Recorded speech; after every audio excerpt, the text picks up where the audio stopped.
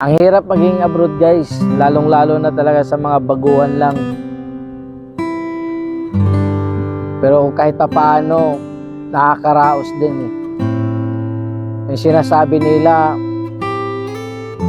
nag-abroad ka lang, madamot ka na. Yung nag-abroad ka lang, hindi mo na kami nakilala. Yung nag-abroad ka lang, umakasta, akala mo kung sino. Pero sa totoo lang guys, hindi nyo lang alam anong pakiramdam ng isang OFW na mag-isa. Hindi nyo alam kung ano yung aming struggle sa araw-araw na pangungulila at sa kagustuhan na uuwi na lang. Pero wala eh, sinasakripisyo na lang namin.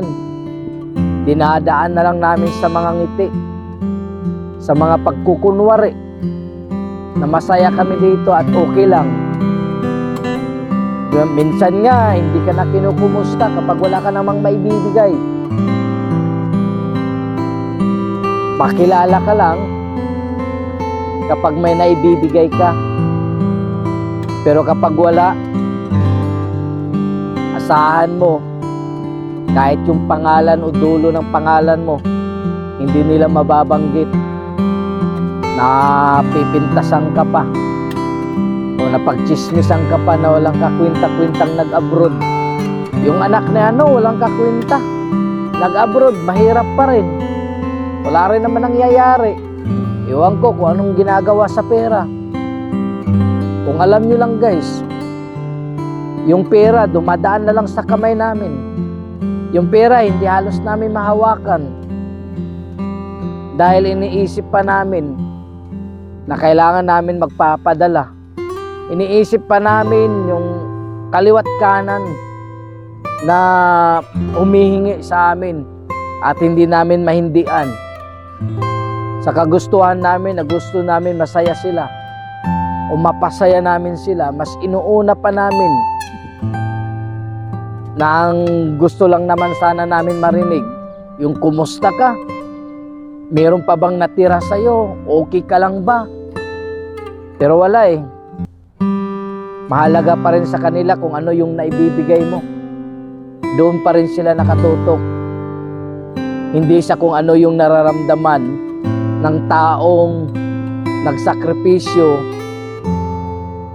at nagbigay ng pangangailangan nila.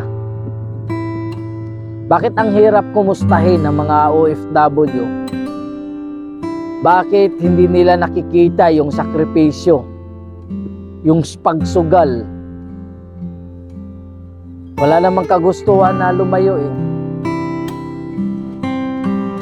Pero pinipilit na lang namin. Dahil meron nga kaming pinapangarap, o meron kaming pangarap sa buhay na hindi lang para sa sarili namin, kundi kasama kayo. Pero ang nangyari, wala din. Sabay-sabay din lumubog. Nakakaiyak nga lang minsan. Gustuin mo mang kalimutan lahat sila. Gustuin mo mang tanggalin mo sila sa buhay mo. Pero wala eh. Talagang yun lang talaga ang papel namin bilang sa mga OFW dito, kahit saang bansa. Tapos kayo pa yung may ganang nagagalit, kayo pa yung may ganang nagtatampo, kayo pa yung may ganang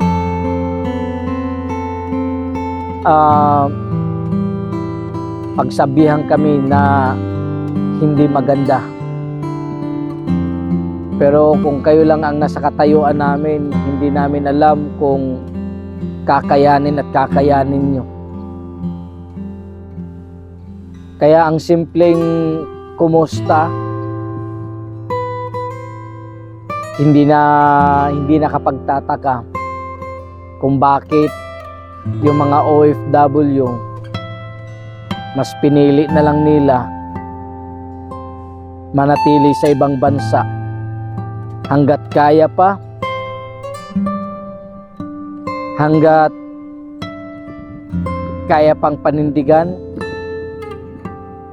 hanggat kaya pa nilang magtrabaho. Wala eh. Ang daming umaasa. Ang daming umaasa at ang daming pasan. Nandyan na yung pamangkin, kapatid, magulang, pati na rin yung kaibigan mo, kapitbahay. Nasa'yo na lahat.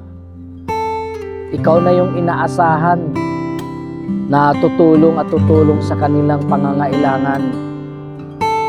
Ikaw na yung inaasahan nilang lahat.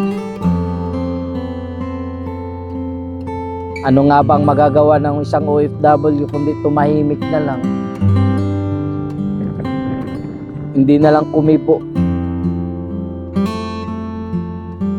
At yun, umiiyak.